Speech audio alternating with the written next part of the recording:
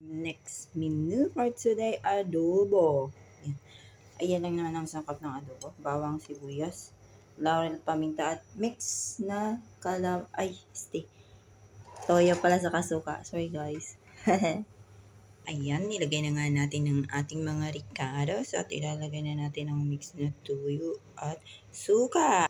Hi guys, nilagay ko na yung Ayan. Sa medyo maputla pa siya kasi hindi pa na-absorb ng suka mix toyo natin. Ayan, man natin siyang kumulo. Later on, papakita natin pag kumulo na siya.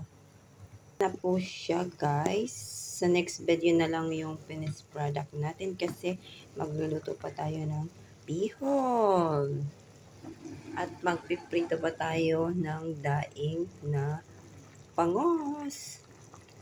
So next video na lang po yung finished product natin guys. Yan po muna yung mga menus natin for today. Thank you!